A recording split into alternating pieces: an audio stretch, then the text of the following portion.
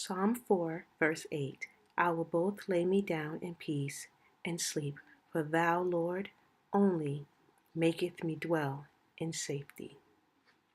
Welcome to Wholeheartedly for the Lord Bible Journaling with Sherry. Today's process video is Try It Tuesday. Found another one of Sandy Allnock's video, and I was going to do something else, but then when I saw her video, I said, wow, I want to do that because it's close to this Christmas season, and so I really liked the video. How it turned out, so-so. So right now what I'm showing you are the materials that I'm going to be using in this video. Not again, if you've watched other videos, you'll find out that sometimes you don't have the same exact items as someone else, so you have to work with what you have at your house. I didn't buy anything new. Everything that I have was in my own stash and from my own supplies. So that's what I'm using.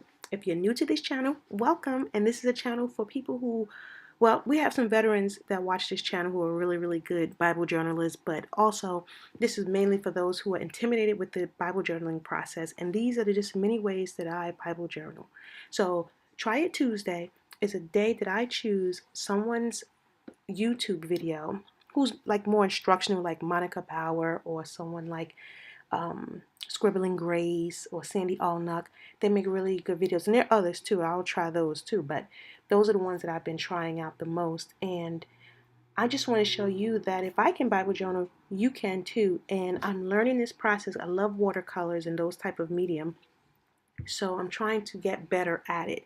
So by doing these videos, practice doesn't make perfect, but it makes permanent. That's what my son's speech therapist said. Practice makes permanent. So if I just keep practicing it, I'll get it, and before I know it, it's second nature. So right now what I'm doing is she's outlining the moon with a circle, and that's what I'm doing now. So I'm mimicking what she's doing. So I'll pop back in here and there to add my commentary to the video, and you will see me do what she does, well, attempt to do what she does in her video. Thank you for watching.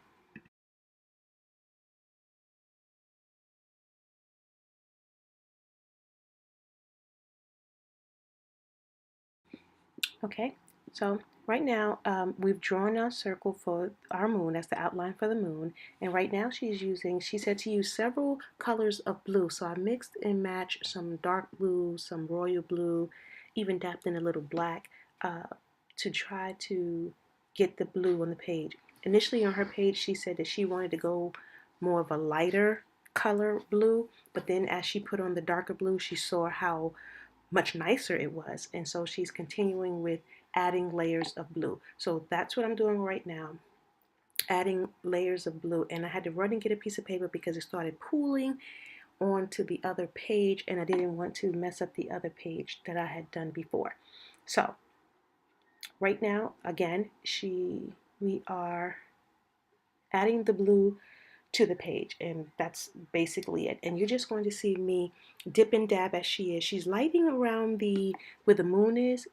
I didn't quite get it like she did, but what she's doing is she didn't want the moon shape to be so defined, but she wanted to remove some of the blue to kind of fade into the sky, because you don't see all the time that complete moon, but you just kind of see it blend in with the sky. So I'm just trying to mimic what she does. And if you notice toward the bottom, there's like a swirl, like it looks like a little like mountain peak at the bottom. It's kind of like a wave, and she's doing that because she's going to outline that to add her trees. So I'm trying to get the blues as close as I possibly can to hers and work the page. So let's just see how that turns out. And right now I'm using a baby wipe to just lighten up the page to kind of blend all the blues in together as she's doing on her page. And the next step she's going to do, which I didn't have, she used small bubble wrap. I searched around the house, in the garage, asked my husband, asked my son, did anybody have bubble wrap? No one had bubble wrap. But I found some bubble wrap in the house, but it wasn't the smaller one, it was the bigger one.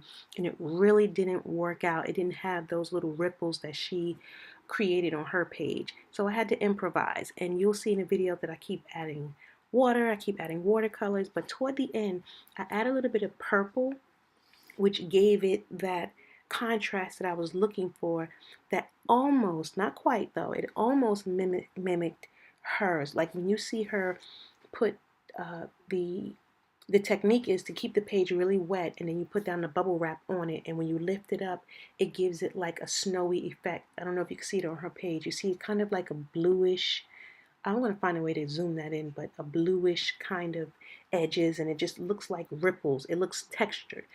As you can see, I didn't get that. So I just tried over and over again. I really struggled with that. I tried to use a white uniball pen. That didn't look right. But like I said, at the end, I started using purple, and that kind of helped it out a little bit. Right now I'm dabbing some darker blue to try to mimic what she did. She's in the process of ironing her page. I didn't iron my page. I used my heat tool, and that didn't look right. So I just kept on trying, and as I said, in the end, I got it somewhat close. If I had the bubble wrap, it would have turned out okay. But you live and you learn, right? So let's see how this continues.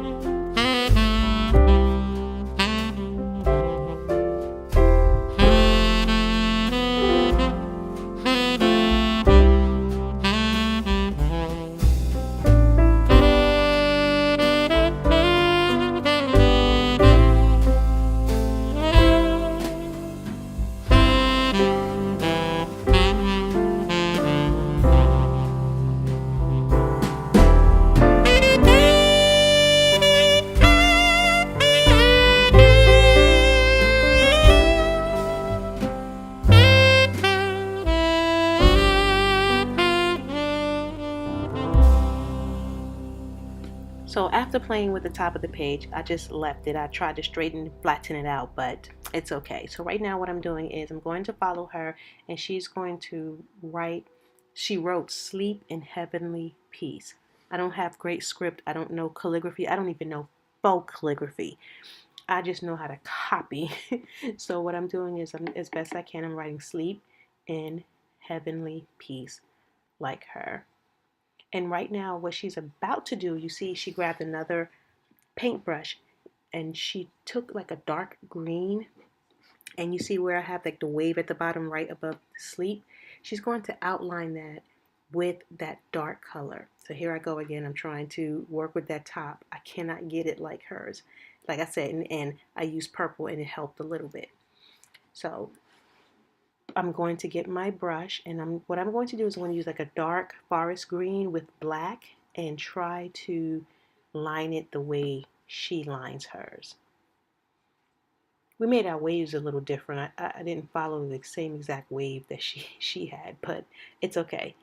So I'm going to outline. I'm going to dab my little water. I dab a little bit of water. I got another paintbrush.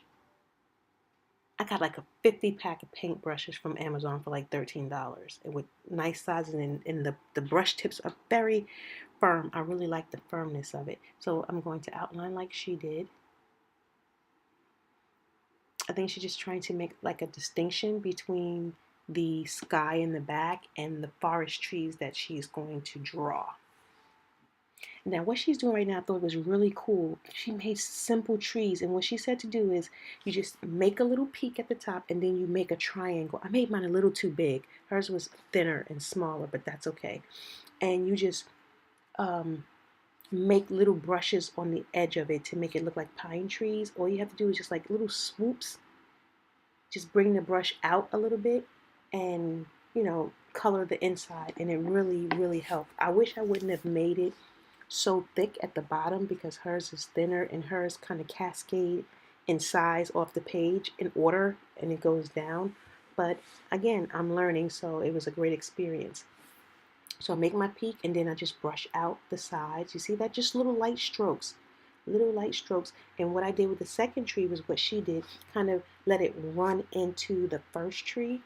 Because, that's how trees kind of do when you look at a forest or you pass a park. They kind of look like they are running into each other sometimes. So that's what I'm doing right there. In the end, it turns out okay. I think I just made my trees a little too big. But she's the artist and I'm trying to mimic it. And if I were to do this again, I would definitely make my trees a lot thinner because they look a little thick. And these are smaller trees. As you can see, hers are like cascading far off into the background, and that's what I'm going to try to mimic. In the end, it gets close to hers. But again, I enjoyed the process and thinking about, she wrote down the lyrics of Silent Night in her workbook, which I am going to order. And that's what she got the phrase sleep in heavenly peace, because that's what the Psalm chapter 4 verse 8 reminded her, sleeping in, dwelling in the safety and the peace of the Lord. So thank you for watching. Thank you for being so patient when I do these Try It Tuesdays. I don't know how it's going to turn out. I just do my best. And so right now, I'm sorry, I just took a Uniball pen like she did and dabbed some white. I guess it's supposed to be snow. So, and that's what I did. Here I go with my purple, trying to work with that top again. And look, it kind of helped out, I think. But thank you for watching and thank you for being so patient. It's Try It Tuesday, right? I tried it and I hope you'll give it a try too. It was fun. I was able to meditate and think about the Word of God. And it's just another technique that I can add to my Bible journaling to make it unique and make it my own. God bless you and thank you for watching. And I think I'm excited that in the future, if the Lord spared my life a year from now, when I look back at these pictures and look at the way that I'm doing watercolors, prayerfully, I would have grown and gotten so much better. So that's my desire, just to grow and be better, even in the art.